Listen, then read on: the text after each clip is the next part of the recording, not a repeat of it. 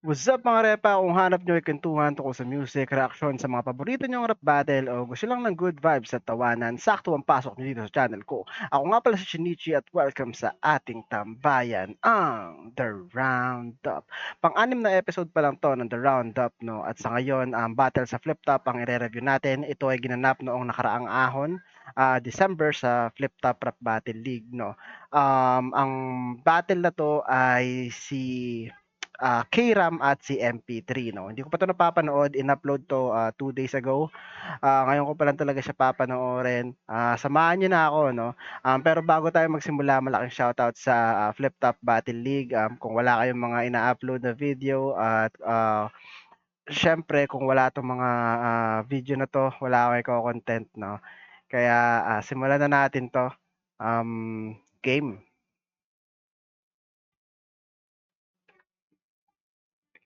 At syempre, shoutout sa lahat ng mga represent collab natin. Flip top magingay para sa parating natin laban. No?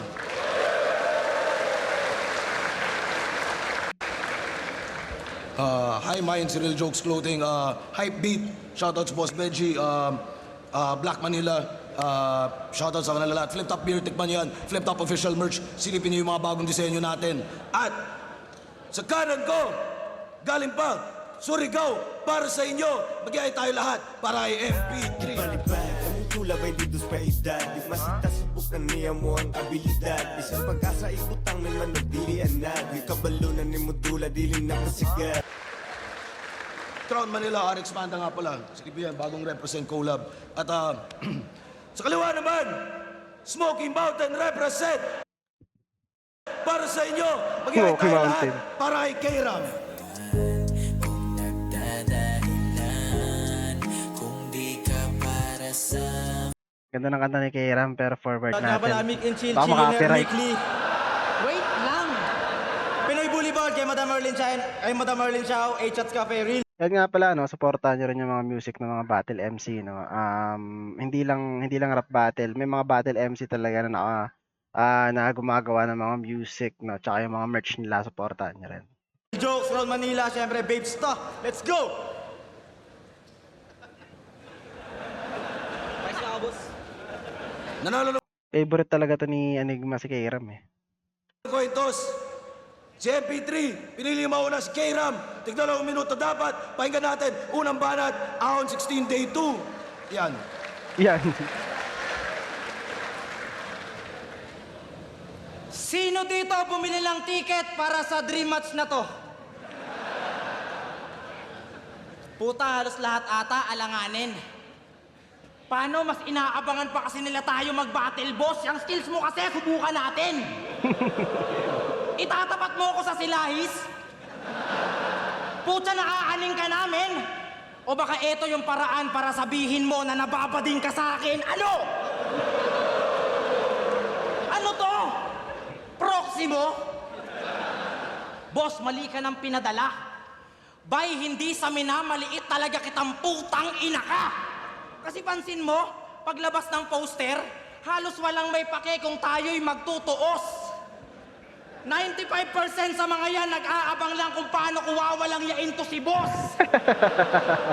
Kasi bakit pa kasi nandito ka? Ang ina ba, hindi tinitira sa MP3 no. Sa Enigma lang. Away magtatay to eh. Bumaba ka nga muna. Inan to papansin. Pero nagpapasalamat ako sa'yo, boss. Sa lahat ng mga nagawa mo. At ikaw ang dahilan kung ba't ako nakilala ng tao. Yung buhay ko, iyong binago.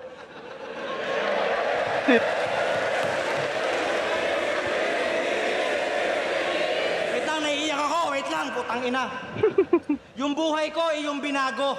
Dama kong mahal mo talaga ako. Lalo na sa mga effort mong ikabit yung mukha ko sa mga aso. Ginawa kong aso nito ni boss at pag nakikita ko, nagiging war. Reference yun sa ano 'no, laban ni, Lipcram at saka ni K-Ram, kung saan yung nag-flash yung mukha ni K-Ram dun sa screen na nasa aso, yung meme. Pero gets naman yun ang lahat, nakatuwaan lang at lap trip kahit pinapagulpi niya ako sa lahat. Wala sa aking makakalapit. Kasi pag may hindi kayo magandang ginawa sa akin, si Boss Arik magiging John Wick. Sige!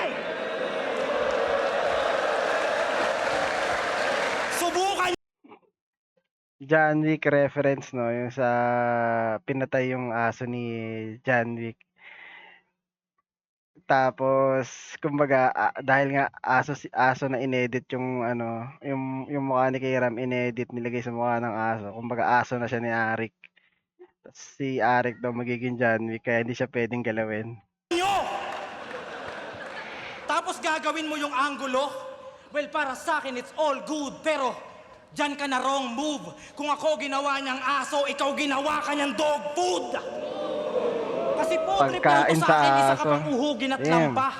Halos lahat pa ng mga battle neto, namumuna siya ng kanta. Seryoso ka?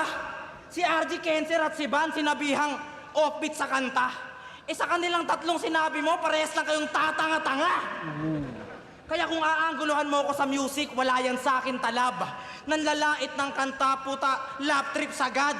Panay po na sa awit ng iba, puta, awit ka brad. Ako nga, humble lang kahit finalist sa awit awards. Kaya wag mong talakayin yung mga bagay na hindi. Magaganda kasi talaga yung mga kanta ni Kairam 'no, sa mga di nakakaalam ispatan niyo. Magaganda yung mga ano, kanta niya. Ayaw! Ayaw! Kaya wag mong talakayin yung mga bagay na hindi mo alam, men. Tsaka, wag ka masyadong papansin. Ikaw nga, walang maayos na kanta eh. MP3 ka pa man din! Sa ibang nota kasi nahilig eh. Kaya kung usapang kanta, wag ako gago.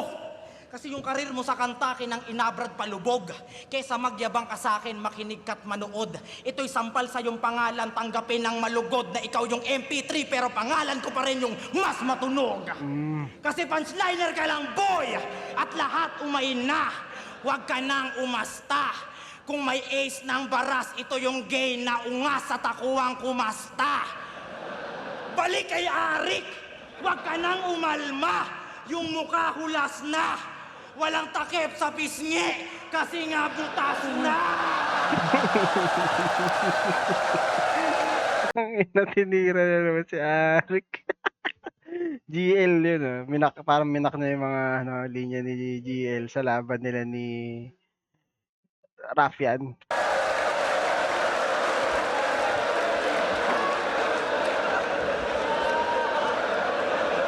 Ayun, tapos na pala yung round 1 ni Kairam 'no. Sa tingin ko nagpapainit pa lang si Kairam dito, pero nakukuha niya yung crowd 'no. Siguro dahil sa mga ano, Arik bars 'no, na kay Enigma bars na ano, na ginagamit niya si Enigma para makakuha ng, crowd reaction. Pero sa tingin ko, may mga mabibigat din na tumama kay MP3 dito, lalo yung, MP3 ka pa man din.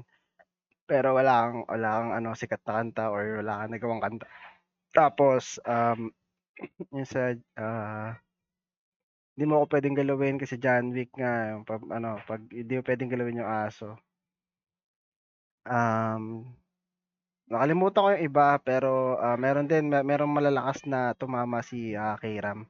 Pero sa tingin ko nagpapainit pa siya dito. Pakinggan naman natin yung kay MP3.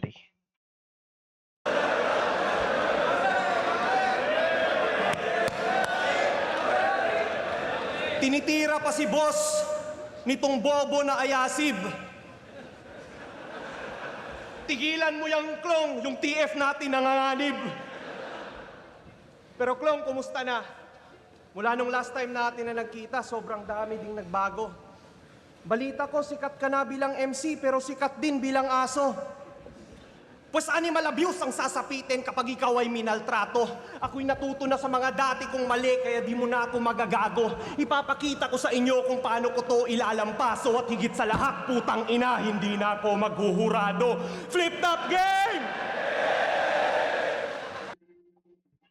Medyo di lumanding sa aso 'no, parang na-predict siya ni Kairam dun.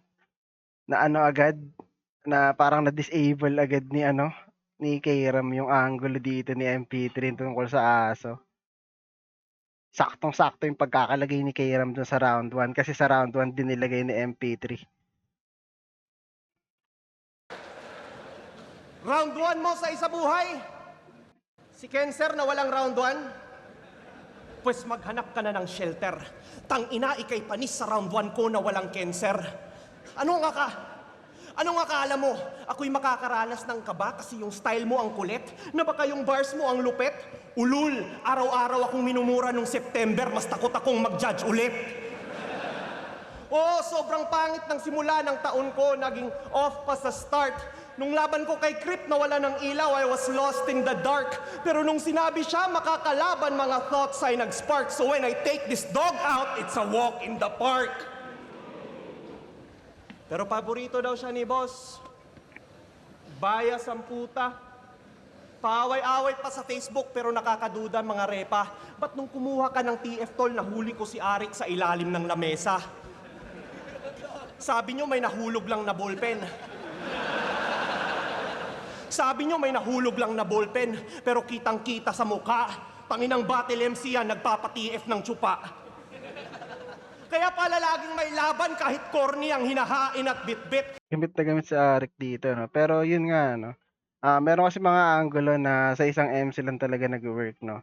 Katulad nung ginagawa ni Kiram kanina na alam naman halos lahat ng flip-top fan alam na parang si Kiram at saka si Enigma ay laging nag-aasaran, no? At laging tinitira ni Enigma si Kiram, ganun din si Kiram bumabawi rin. Pero ito, yung kay MP3, parang hindi naman ganun ka ano na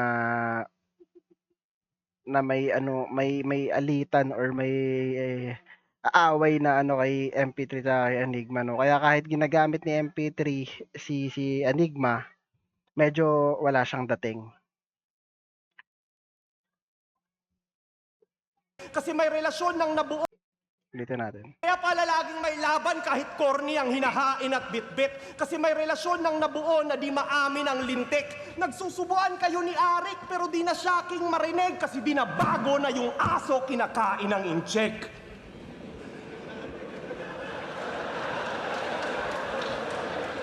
Joke lang, boss. Pero di, sip-sip talaga yan. At hindi lang kay Enigma. Pansin nyo, pumasok siya ng 3GS nung hawak pa nila ang liga. Nung nagnegosyo si Mot, siya'y nakisosyo para yung branding niya mahila. Ulul, hindi kakaibigan, isa kang oportunista. Kasi nung Flip Top Live, wala siya sa line-up. Pero siningit siya ni Mot, ganun ka-laughable yan, Chong. Yung chill, nakikisabit lang sa mic para magkatapult, ganon. Di ba sabi ni 60 Cow si Jerry? Pues mukhang improbable na yon. Alam na namin na nung hayop yung naghahabol kay Tom. Ika'y kumapit sa gasol nung PSP ang paangat. Sip-sip kay Skast at saka Flo G, puta di pa ba sapat? Isang kaibigan na panggap, oportunista ka lang kap. Paano mo masasabing di ka aso kung naging bitch ka ng lahat? Sa jokes may talent ka. At pwede mo akong mamain. Pero sa bars at mga punchlines, tiyan ka sa akin alanganin. Oo, marami kang mga tropa na sikat, pero di ka hihigit sa akin. Malapit ka lang sa kanila, klong, malayo ang pagitan natin. Kaya fuck you and 3GS. Kahit magpatulong ka. Ngayong pangalawang araw na ng ahon ito aking sinusumpa. Magtatapos na oras nyo, buong kupunan magluluksa. At ngayong gabi, ikaw ang pinakaunang 3GS na tutumba.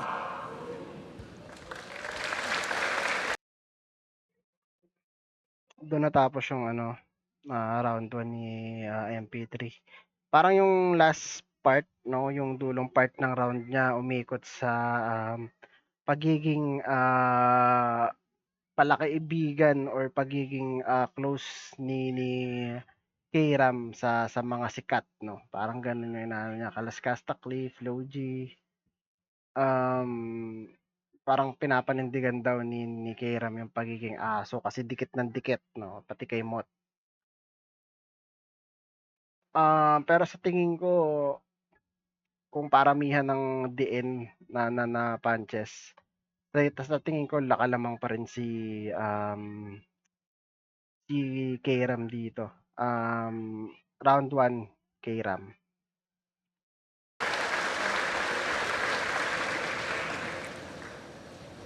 Sino dito mga nanood ng Flip Top Live? Wala? Meron. Kasi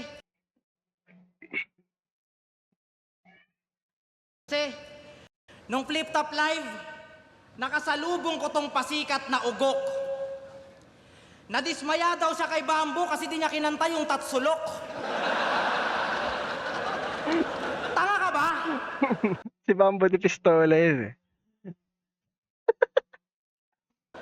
Nakita mo nang may bigote, di mo pa rin napansin, langya ka? Tsaka di niya talaga kakantahin yun, wala na siya sa River Maya. At speaking of Flip Top Live, nung nag-perform ako doon, dama ko yung inggit sa gagong to. At alam kong kaya kang naandon para maghanap ng anggulo. Kung nasa Putang ina mo, hindi ko alam kung on the spot to dahil sa angulo ni MP3 kanina o talagang nasa round 2 to ni Kiram. The fuck? Mukhang predicted siya dito ah. ako, naandun ka din. Baka nahihilo ka lang o nalilito. Sa pagmamasid mo sa akin, ano nakita mo? E di nakita mo lang yung mga bagay na di mo makita sa sarili mo. Pambarabay pa yung forma nun. Halatang wala kang tarasa. Nakapited siya na lonta, tapos yung sapatos pa, Natasha. Kaya ang hiling ko lang ngayong gabi, sana judge ngayon si Cripply na magkandaloko-loko na. Malamang mismatch talaga kahit ikay tumodo pa. Gaganti talaga yon kasi ininis mong bobo ka, tipong babadibag kita tapos ikaw yung iboboto niya. Kasi sa pagiging bias mo, marami nang nagko-complain kasi binoto mo si Van tapos ang bobo mag-explain. Porque sa Manila, hindi binoto itong weak na writer, kaya niluto niya si Cripply yun ay tila nightmare. Sa ganung paraan, gustong bumawi nitong bading na fighter, MP3 ka, pero yung boto di mo ma-equalizer. Tapos sasabihan mo si M-Site na sobrang forgettable yung stilo. Kala mo talaga may linyang tumatak, nakakahiya naman sa'yo, iho. Yung mga katangahan mo, ipapa-realize ko sa'yo dito, ikaw kung may forgettable sa'yo, tangina mo, ikaw yun mismo. Mind conditioning yung ginagawa mo, wag kang feeling matalino. Mind conditioning yung ginagawa mo, wag kang feeling matalino. Mamumuna ka ng mga bagay na wala ka din, ganun ka kadesidido. Usapang unforgettable lines, hindi lahat malalansi mo. Pero pag sinabi mong, ikaw ba si... Alam nyo na kung sino. Smoky Mountain represent! Sa tour na di man tumagos, mananatiling iskwating itong pagpagay pinatos. Mananatiling iskwating itong pagpagay pinatos. Mula Basura Division ay dito na magtatapos. Maluwag pa yung garbage bag. Kasya pa si Bot!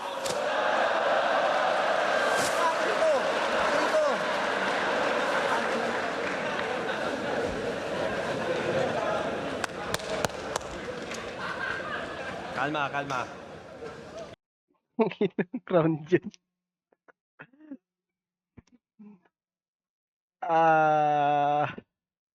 Sa tingin ko mas malakas yung round 1 kaysa sa round 2. Okay sana yung ano, yung first half nung round niya, lalo na predict niya yung mga yung mga angulo ni MP3 nung round 1. Pero nung last part medyo nagkakabulol-bulol na si K-Ram, tapos medyo parang may mga nakakalimutan siya. Pero hindi naman siya nag-joke.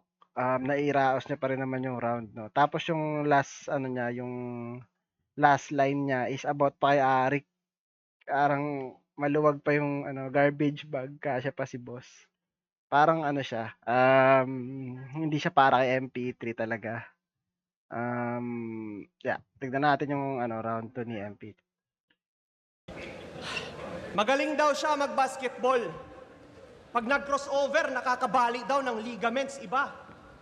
Eh nakakalusot ka lang naman kila Kuya Dennis at Papa Benji kasi madulas efficacent nila. Di ba? Buti pa si Arik pag dumipensa. Yan ang tunay na magaling. Kahit wala kang bola na dala, di ba, sinusupalpal ka pa rin. Pero magaling talaga yan si Klong. Sobrang daming mga moves, tinry niya at pinractice. May in and out at left to right, napaka-wild ng antics. Pero ang paborito ko talaga sa style niya na ang high risk ay yung pambababae niya, behind the back ni Irish. Ano? Di mo yan matatanggi kasi magkasama tayo no ni Pistol. Grabe pagsabog.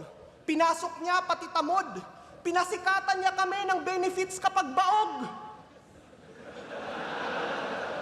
Pero seryoso, tol. Maganda naman si Irish, pero ba't mo tinotroma? Mas masarap ba talaga ang puke kapag yung babae di mo jowa? At para mapanindigan pagiging bowler, kailangan merong binubola. Buti na lang iniwan ka na niya. At for the best na lang din ata. Kasi tumatanda na rin si Irish, kailangan niya maging malaya. Kasi aanhin niya yung mga behind the back mo at mga spin move na hinasa. Kung yung between the legs mo, tol, di naman nakakabuo ng bata.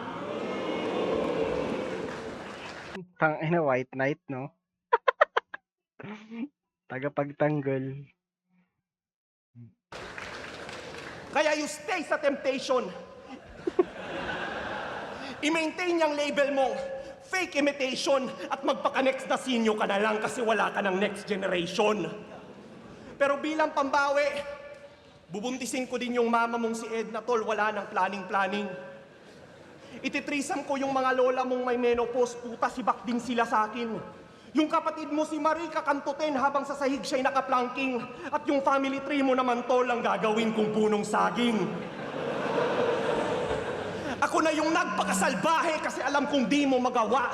Sa akin di ka nabanta, natrap ka sa sarili mong kahon at di ka na nakawala. Kaya habang ako yung nagpapaulan, ikaw yung masasalanta. Ika'y asong nakakulong sa lagpasta o nabaha. Ano, sumasakit naman? Pues may masasakit pa dyan. Di ka masasagit ng fans. Walang magagawa si Ari kung di tatapik na lang. Ibang version na tutol, di na nakakaligtaan. Di ka na mamalikmatang. Ito yung... Pero di na naman. Na fuck that. Ayokong sumunod sa mga trip nilang ganon. Wala tong linyang patapon. Ibahin niyo ako sa mga tanga na magsuzoro paro di ngayon. Kasi sumaklolo man si Honcho at ang lobo sa aning. Walang modo na yung tono at yung thoughts ko malagim. From Rapolo nakatodo nakaholo pa ang scheme at mga combo naka-auto ngayon moto sa lagin. Dito sequel dun kay Ganun ang GL rhyming. dapat pronto patayin. At ayoko makisosyo sa gusto ko na gawin. Nakapondo na yung bolo 38 at patalim. Isosolo ko tong bobo, walang zorong darating.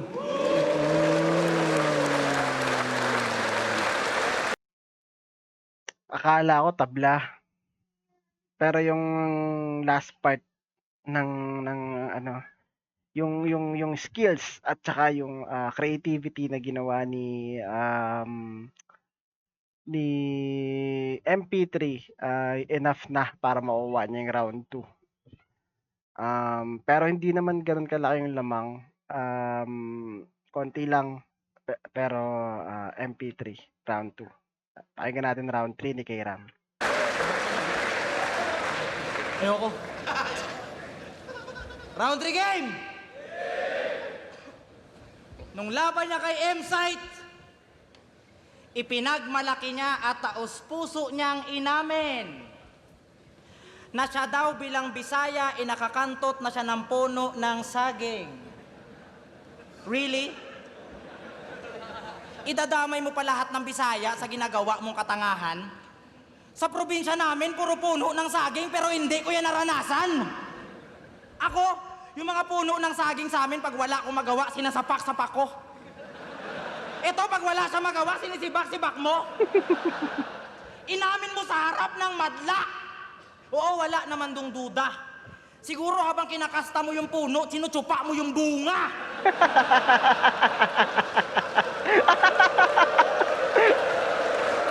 Kaya ka Imagine ko. Ayop ka, Kairam. Bas eh. Hindi dahil sa patanga-tanga mo na judging. Kasi minsan yung boto niya na kay J Black. Minsan yung boto niya na kay Van. Minsan yung boto niya na sa puno ng saging. Minsan yung boto niya na kay Van, minsan yung boto niya na kay J Black, minsan yung boto niya nasa puno na saging, boto, at saka buto. Tite.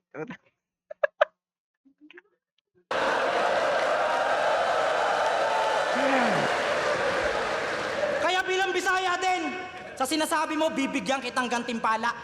Medyo malilito ka nga lang kung karma bato o biyaya. Medyo malilito ka nga lang kung karma bato o biyaya. Yung ginawa mo kay Marshall, talaga namang kakaiba. Tanginan to, ayaw umikot o gusto rin talaga.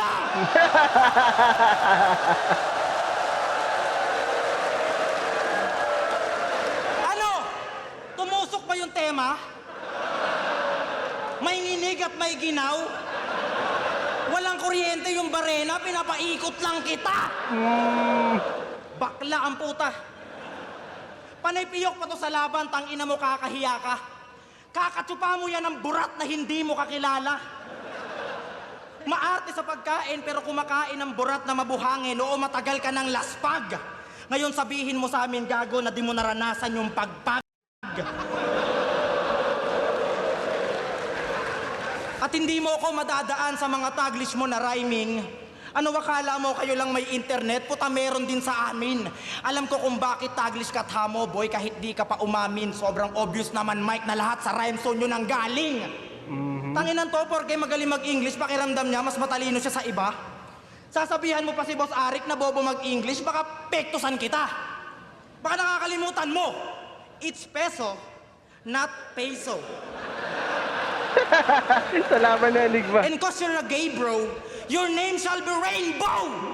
Tangina mo, binigyan na ng karangalan yung bansa, hindi mo pa rin talaga ma-acknowledge. Ngayon ipapakita ko sa'yo na I can easily switch in a different language. Cause whenever I'm on stage, I always pray. Every night and day, every holiday. MP3, fuck that, you're ate gay. And when I spit round, you better sleep now. So, deep down, hit ground. Inaanok lang. Teka, balik natin. Ayop. Ganda na eh.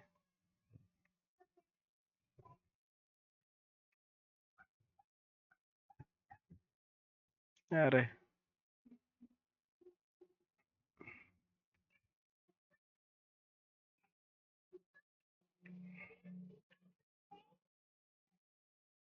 Gogo.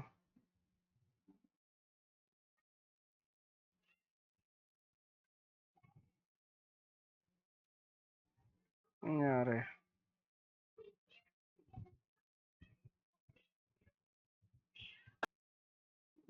Technical error ah.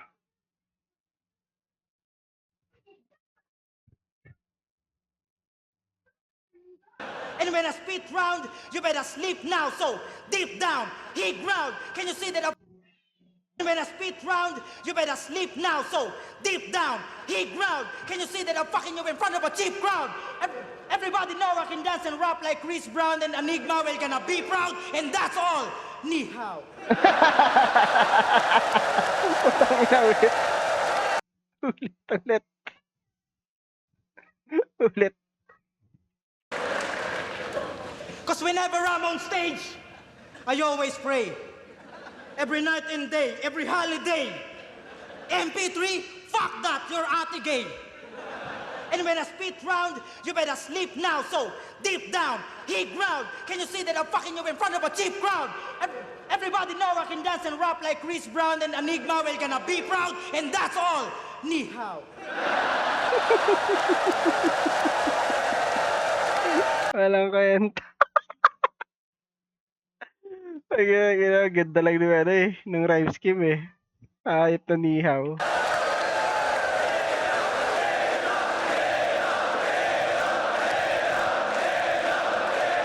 Tapos na ba? Tapos na. Pinakamalakas na round di Kiram yan.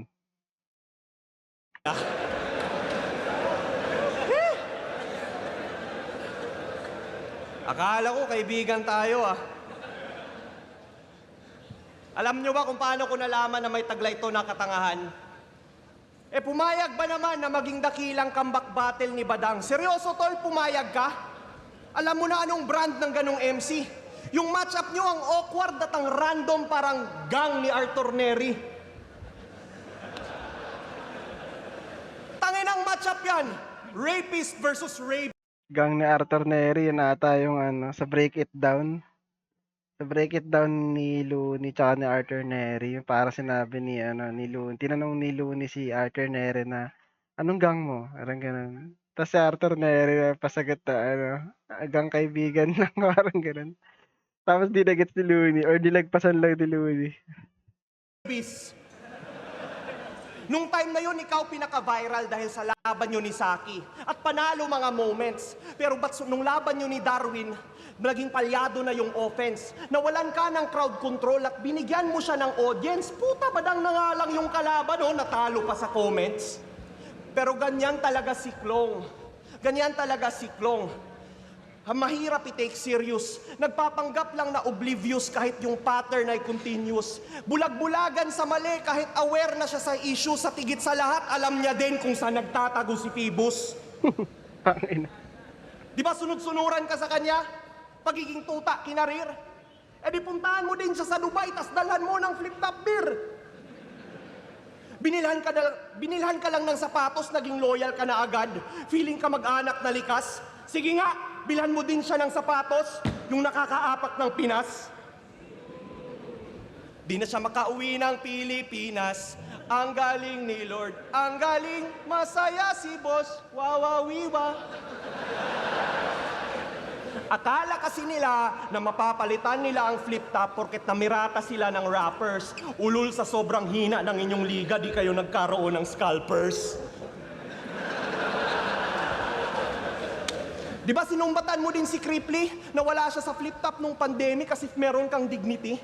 Bakit? Nandito ka ba sa flip-top nung active pa yung PSP? Walang nakapansin, pero last year sa ahon na siya nagpakita 1 beses lang sa 1 taon. Pinatapos muna yung matira mayaman bago siya nagbalik at naghamon. Habang sa lahat ng events ng PSP, siya naging present at nag-host pa nga siya doon. Tas manunumbat ka na, nandito ka nung pandemic, mahiya ka naman, Klong. Mahiya ka sa MCing bumabiyahe para lamang manood, sariling gasto ko pa yon. Habang ikay sunod-sunuran lang sa kaibigan mong kampyon. Kung ba't maraming di lumaban nung pandemic, maraming valid na rason. Habang ang dahilan mo lang kung ba't nandito kay wala ng PSP ngayon. Pero ipagpatuloy mo lang yan. Kung sa ibang league ka nalalaban, kilala mo na din si Arik. Di ka pinagbabawalan. Kasi naiintindihan na namin ang sanhi ng iyong galawan. Walang nakakagulat sa squatting na palipat-lipat ng tahanan. Kaya sana nagets nyo na yung punto at tumatak sa utak nyo. Di nyo to maaasahan. Garapal at kupal to. Kaya boss, mission accomplished. Yung mga lines na itulak ko, sana nabigyan ko ng hustisya yung mga rounds na sinulat mo.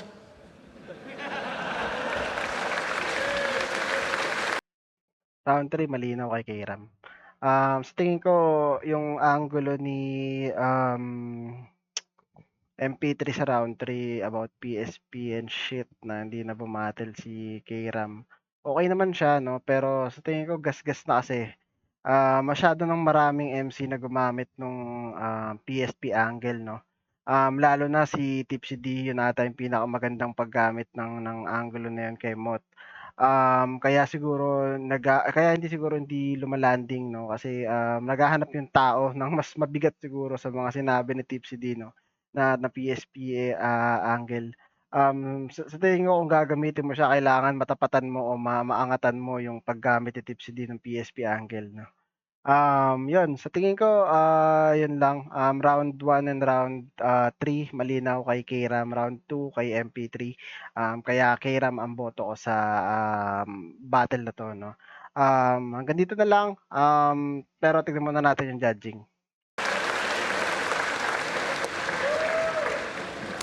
Flip top, MP3 versus Kairam. Mag-iayos mo ang best para sa kanilang pareho. Pwede rin hindi. 5-0, ang boto ng hurado. Boto lang ng hurado. Mag-iayay tayo lahat para kay Kairam. Hello, gusto ko pasalamatan na Madam Erlyn na naandyan, si Boss Russell Campanya. Yan, 5-0 para kay Kairam. Tignan natin kung tama yung judging ko. Siyempre si Boss J, Makinig tayo kahit isang judge lang. si Boss JP, maraming salamat pala. Ma'am Pidot Kagat, Herman Espeon, Dave Ganot Migseler, Cafe Stock, Adrian Artiona. Si Kairam, round 2, binoto ko si MP3. Round 3, binigay ko kay Kairam. Malakas yung ginawa ni MP3. Ayun, medyo parehas kami parehas pala kami ni Unicorn. Round 1 Kairam, round 2 MP3, round 3 Kairam. yun 'no, tama yung judging natin dito sa, battle na 'to. Pero again, para sa akin lang naman yun, may kanya-kanya tayong opinyon, at respetuhin niyo yung sa'kin, nirerespeto ko rin yung sa inyo.